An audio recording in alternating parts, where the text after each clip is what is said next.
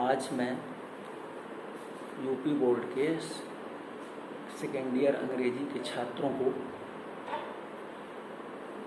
व्याकरण, अंग्रेजी व्याकरण का पाठ पढ़ाने के लिए शुरू कर रहा हूँ। इसमें पहला चैप्टर मैं शुरू करने चल रहा हूँ ट्रांसफॉर्मेशन। ट्रांसफॉर्मेशन का अर्थ होता है वाक्य परिवर्तन, अर्थात इसकी परिभाषा है ट्रांसफॉर्मेशन की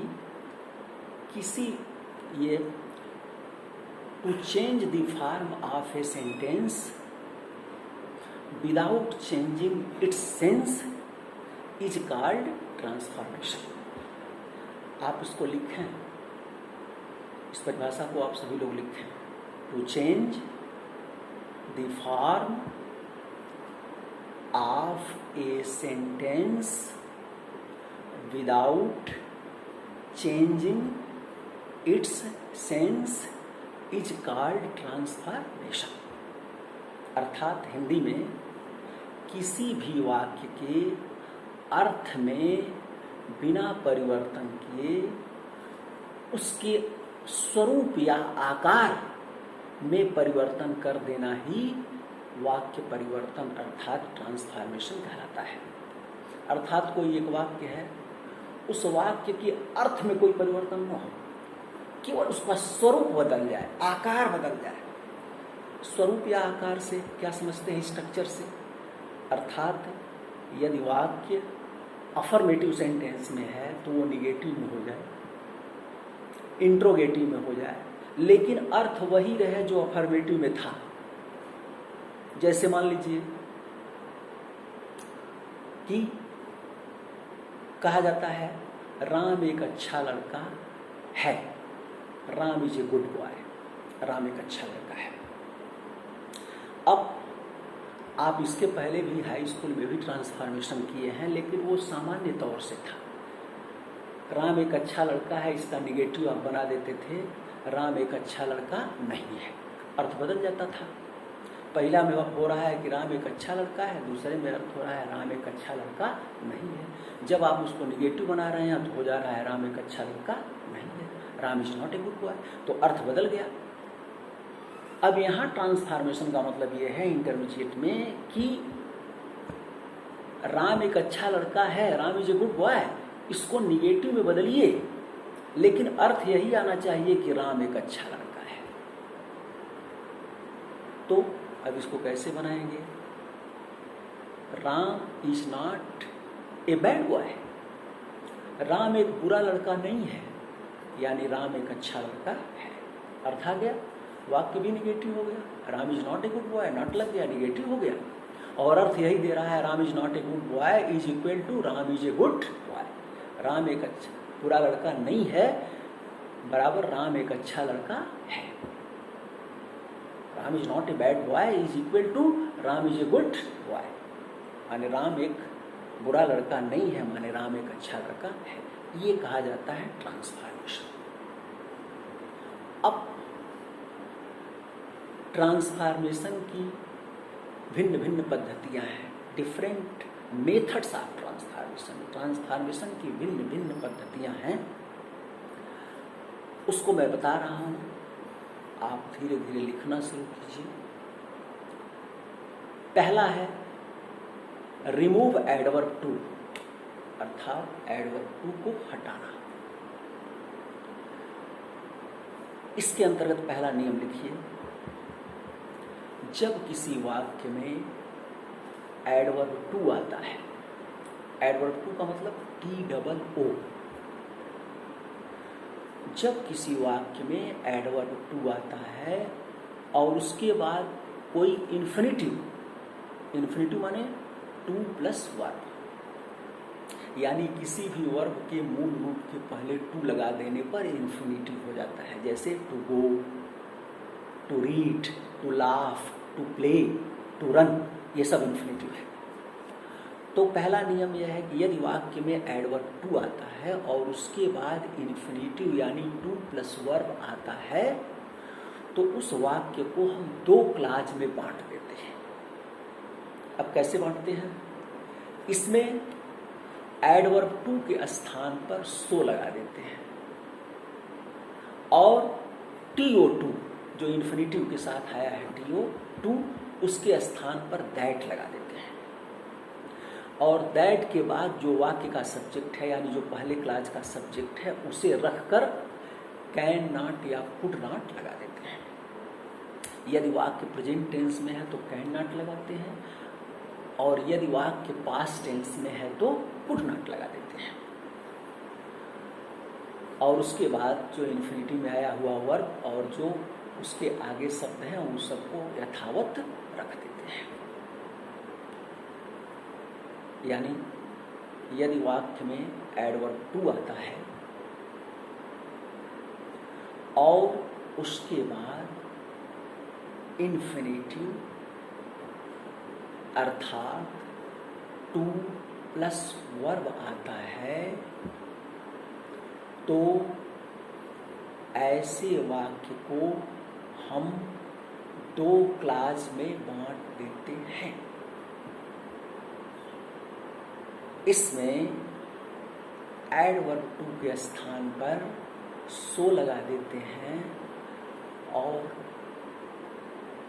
TO2 के स्थान पर दैट लगा देते हैं और दैट के बाद जो वाक्य का सब्जेक्ट है उसे रखकर कैन नॉट या कुड नॉट लगा देते हैं। यदि वाक्य प्रेजेंट टेंस में है तो कैन नॉट लगाते हैं और यदि पास्ट टेंस में है तो कुड नॉट लगाते हैं और बाकी चीजें वैसे ही रख देते हैं। जैसे उदाहरण के लिए he is too weak to run a race. He is too weak to run a race. देखिए इसमें सब आया हुआ है, एडवर्ब टू आया है, he is too weak, adverb too है TWO और उसके बाद इन्फिनिटिव आया है to plus verb to run a race.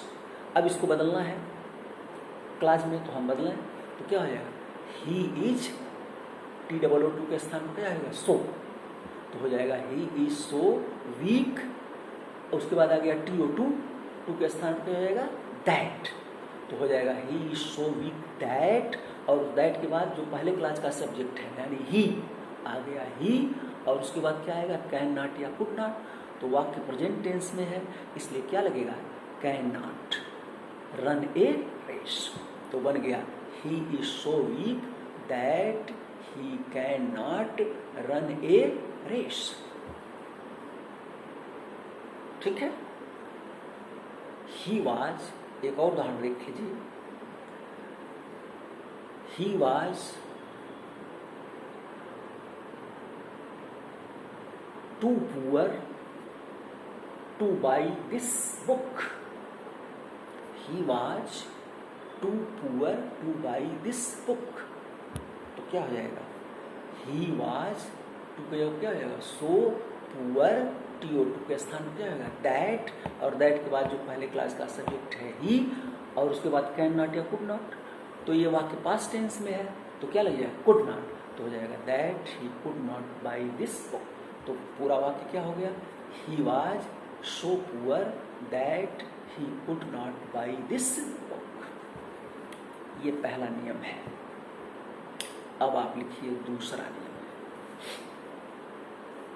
यदि वाक्य में इन्फिनिटिव यानी टू प्लस वर्ब से पहले नॉट लगाया गया हो तो उस नॉट को भी हटा देते हैं और दूसरे क्लास में आने वाला जो कैन नॉट कुड नॉट है इसके साथ भी आने वाले नॉट को हटा देते हैं। यदि वाक्य में इन्फिनिटिव अर्थात टू प्लस वर्ब से पहले नॉट लगा है तो इस नाट को भी हटा देते हैं और दूसरे क्लास में कैन नाट कुड नाट के साथ जो नाट आता है उसे भी समाप्त कर देते हैं। जैसे she is too rich not to buy this car. She is too rich not to buy this car. इसको बनाना है तो क्या हो जाएगा, सी इज एड और टू के स्थान पर क्या होगा, सो।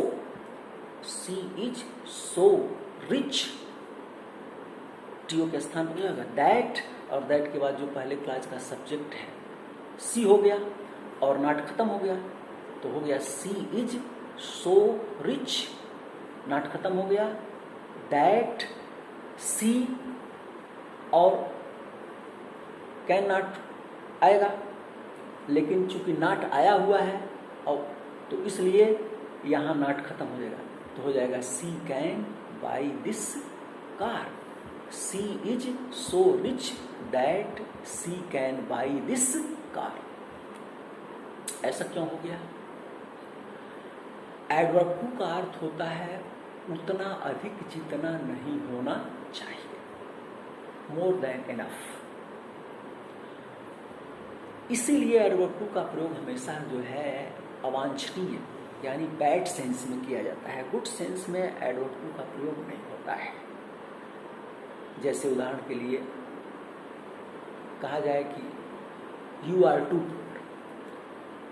टू पुअर, आप इतने गरीब हैं जितना नहीं होना चाहिए, ये तो सही है। सी इज टू अगली, वो इतनी कुरूप है कि इतना कुरूप नहीं होना चाहिए। लेकिन अगर गुड सेंस में कर दीजिए यू आर टू रिच, आप इतने धनवान हैं कि इतना धनवान नहीं होना चाहिए, तो ये अर्थ सही है। किसी धनवान व्यक्ति से ऐसा कह सकते हैं आप? कहेंगे तो झगड़ा हो जाएगा। कोई सुंदर है तो कह दीजिए आप कि यू आर टू हैंडसम, या सी इज टू ब्यूटीफुल, वह इतनी सुंदर है कि इतना सुंदर नहीं होना चाहिए, तो वो नाराज हो जाएगी। इसलिए इसका बैड सेंस में प्रयोग होता है, क्योंकि ये नकारात्मक अर्थ देता है। अब अगर इसका गुड सेंस में प्रयोग करना हो तो एक नाट और लगाते हैं, तो ये नाट उस नाट को काट देता है, नकारात्मक अर्थ काट देता है, यानी plus minus minus plus, negative negative बराबर पॉजिटिव, माइनस माइनस बराबर प्लस हो जाता है, तब उसका अर्थ सही हो जाता है। जैसे इसीलिए rich, she is too rich, इसीलिए लग गया नॉट टू बाई। अब ये नाट जो वो कैन नाट वाला नाट है उसे भी समाप्त कर रहा है और अर्थ बिल्कुल सटीक हो जा रहा है। तीसरा नियम लिखिए, यदि एडवर्ब टू वाले वाक्य का सब्जेक्ट कोई निर्जीव है तो इसे हम दो तरह से, पैसिव वॉइस से हम एक्टिव वॉइस, दोनों तरह से बना सकते हैं। पैसिव वॉइस में बनाते समय दूसरे क्लास का सब्जेक्ट इट हो जाता है और कैन नॉट कुड नॉट के बाद बी और वर्ब का थर्ड फॉर्म हो जाता है। यानी जब किसी वाक्य का सब्जेक्ट, यदि एडवर्ब टू वाले वाक्य का सब्जेक्ट निर्जीव है तो इसे हम दो तरह से, यानी पैसिव वॉइस में भी और एक्टिव वॉइस में, दोनों में बना सकते हैं। पैसिव वॉइस में बनाते समय दूसरे क्लास का सब्जेक्ट इट हो जाता है और कैन नॉट कुड नॉट के बाद बी और वर्ब का थर्ड फॉर्म लगा देते हैं। जैसे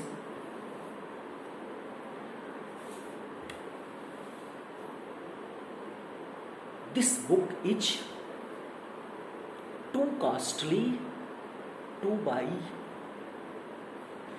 this book is too costly two by. उसको बनाना है। वाक्य का सब्जेक्ट दिस बुक है, निर्जीव है, तो इसे हम पैसिव वॉइस और एक्टिव वॉइस दोनों में बनाएंगे। तो सबसे पहले पैसिव वॉइस में बना हुआ है, तो क्या हो जाएगा, this book is, arrow too के स्थान पर क्या होगा, सो कास्टली, और TO2 के स्थान पर क्या हो जाएगा, दैट, और दैट के बाद इस वाक्य का सब्जेक्ट क्या हो जाएगा, इट,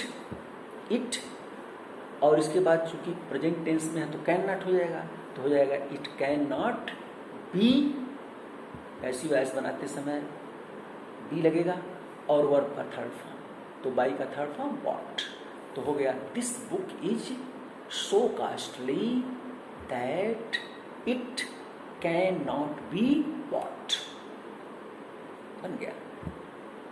अब देखिए एक्टिव वॉइस में कैसे बनेगा। अब तो एक्टिव वॉइस में बनाते समय दूसरे क्लास का सब्जेक्ट वन हो जाता है, और तब बी खत्म हो जाता है और वर्ब का थर्ड फॉर्म भी खत्म हो जाता है। जैसे this book is so costly that के बाद क्या हो जाएगा, वन कैन नॉट, बी नहीं लगेगा, वर्ब का थर्ड फॉर्म ही लगेगा, तो क्या हो जाएगा, one can not by it, this book is so costly that one can not by it. अब यहां एक बात ध्यान देने योग्य है कि पैसिव वॉइस का प्रयोग तभी होगा जब इन्फिनिटिव के साथ आने वाला वर्ब ट्रांजिटिव हो, यानी सकर्मक क्रिया हो। यदि वो अकर्मक क्रिया है तो पैसिव वॉइस का प्रयोग नहीं होगा, केवल एक्टिव वॉइस का प्रयोग होगा।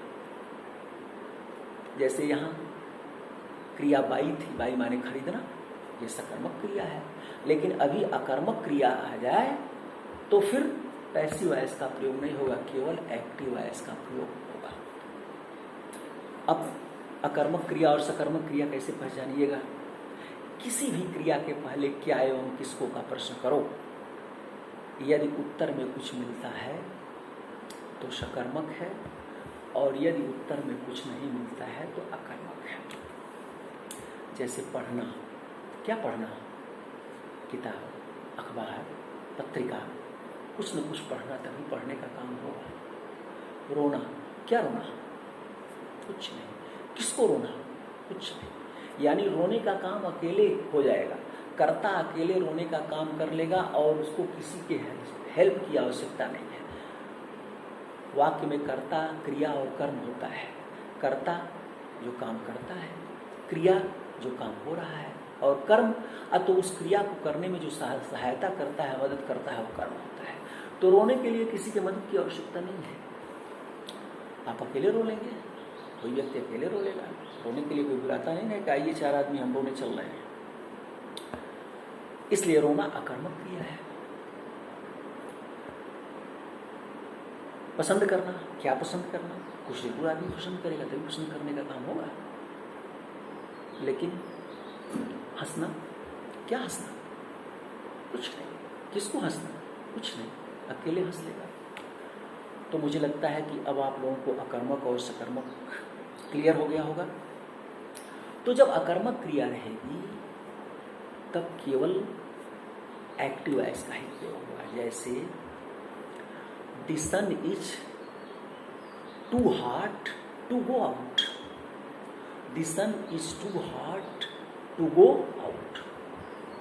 अब इसमें जो है बनाएंगे तो क्या हो जाएगा, इसमें पैसिव वॉइस का नियम नहीं लगेगा, क्योंकि इन्फिनिटिव में क्या हो गया, टू गो, जाना, जाना अकर्मक क्रिया है, क्या जाना, कुछ नहीं, किसको जाना, कुछ नहीं।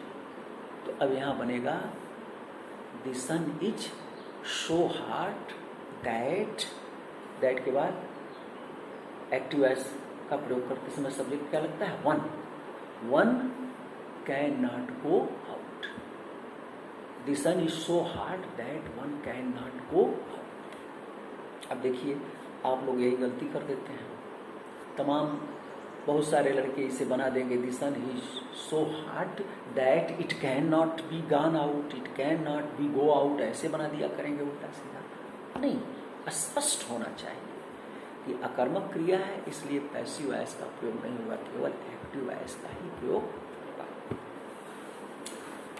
चौथा नियम, यदि इन्फिनिटिव से पहले फॉर लगाकर कोई ऑब्जेक्टिव केस का प्रोनाउन लगा रहता है अथवा कोई नाउन ही रहता है, तो दूसरे क्लास का सब्जेक्ट उस ऑब्जेक्टिव केस के प्रोनाउन का सब्जेक्टिव केस हो जाता है, या अगर कोई नाउन है तो वही नाउन उसका सब्जेक्ट हो जाता है। फिर से नियम लिखना है, यदि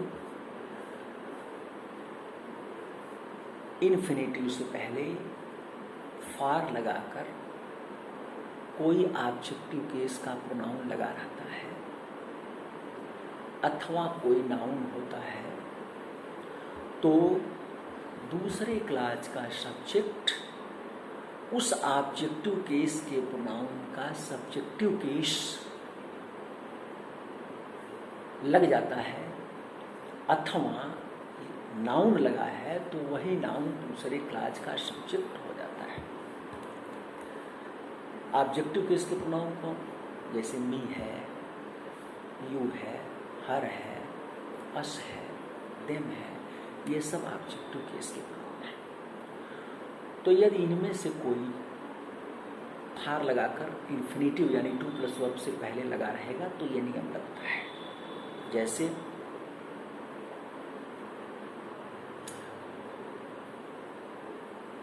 The sun is too hot for me to go out. The sun is too hot for me to go out. अब इसको बनाना है तो क्या हो जाएगा, The sun is टू क्या आएगा, so hot that, चूंकि मी लगेगा नहीं, अब ये इसका सब्जेक्टिव केस होने जा रहा है और वो सब्जेक्टिव केस लग के सब्जेक्ट के रूप में जाएगा, तो हो जाएगा the sun is so hot that, me का सब्जेक्टिव केस क्या होता है, I, that I can not go out. The sun is so hot that I can not go out. सूरज इतना गर्म है कि मैं बाहर नहीं जा सकता। और इसके पहले बनाया है the sun is too hot to go out. सूरज इतना गर्म है, the sun is too hot, the sun is so hot that one can not go out.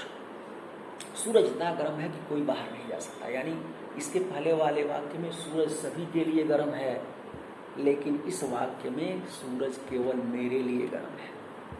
अगर फार्मी की जगह हिम हो जाता तो ही के लिए गर्म हो जाता। फार हिम की जगह पर अगर फार्मी की जगह पर अगर फार राम रहता तो राम के लिए गर्म हो जाता। जैसे अगर ऐसे रहता, the sun is too hot for Ram to go out, तो हो जाता the sun is so hot that Ram can not go out. ये हो जाता। मेरा ख्याल है कि आप समझते होंगे। एक उदाहरण और देख लीजिए। This book is too costly for her to by,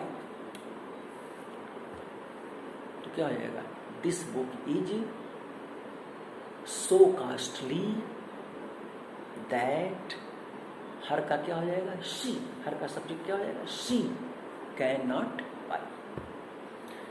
यह किताब इतनी महंगी है कि वह नहीं खरीद सकती, मानी उसके लिए महंगी है, अन्य के लिए महंगी नहीं है, नहीं हो सकती।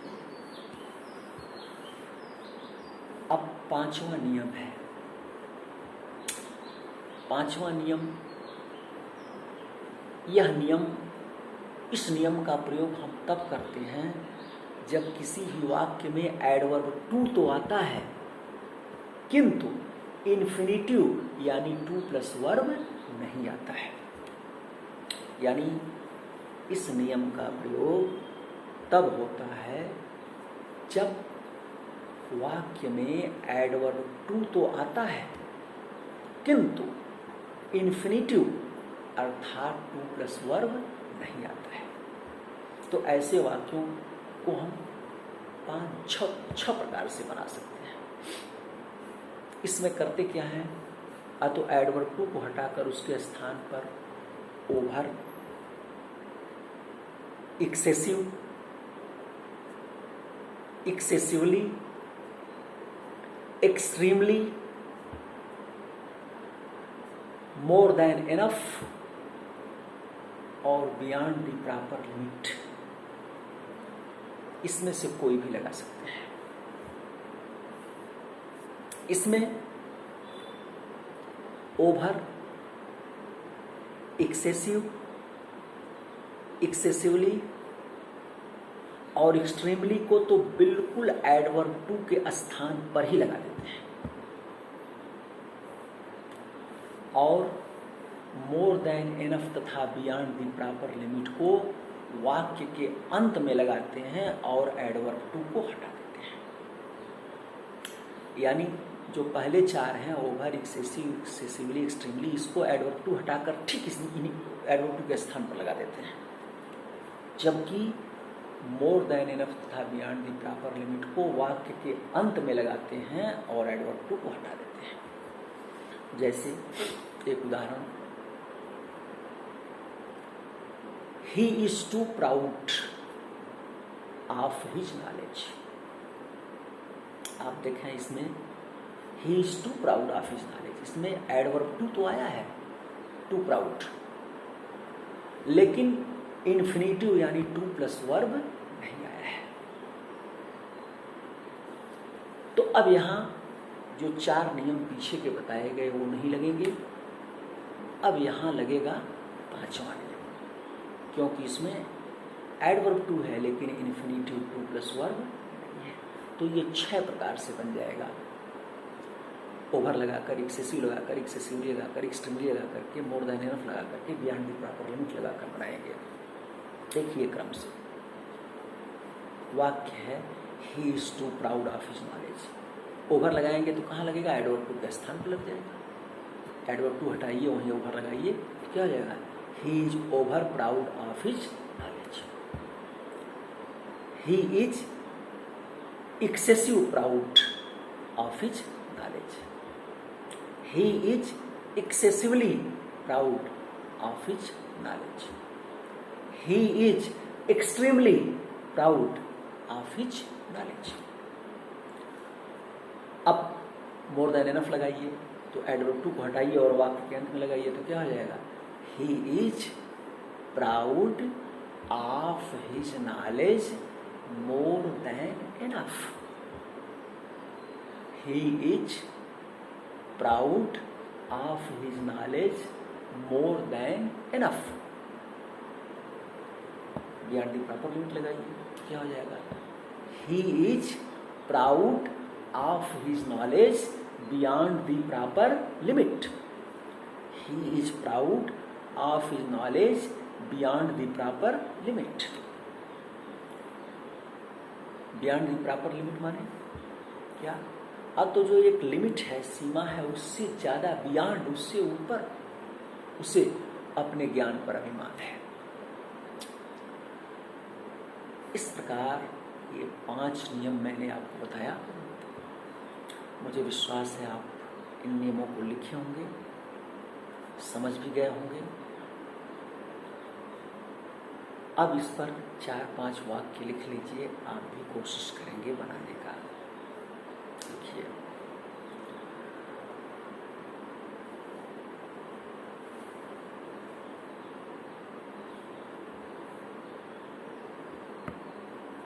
this passage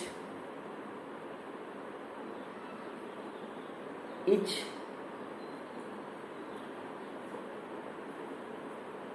too difficult to learn.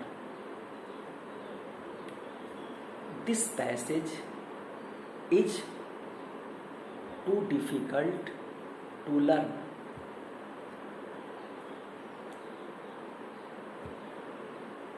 He is too weak to run a race with you. He is too weak to run a pace with you.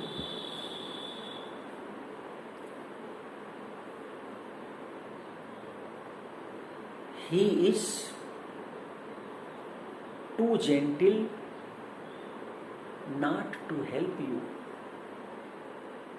He is too gentle not to help you.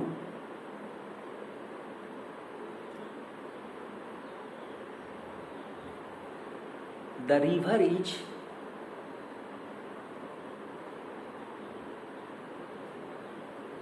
too deep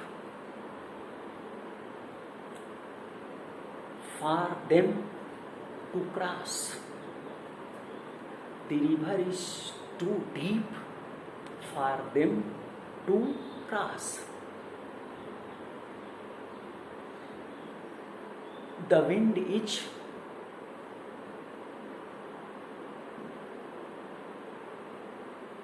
too cold to go out. The wind is too cold to go out. She is too worried for her safety. She is too worried for her safety.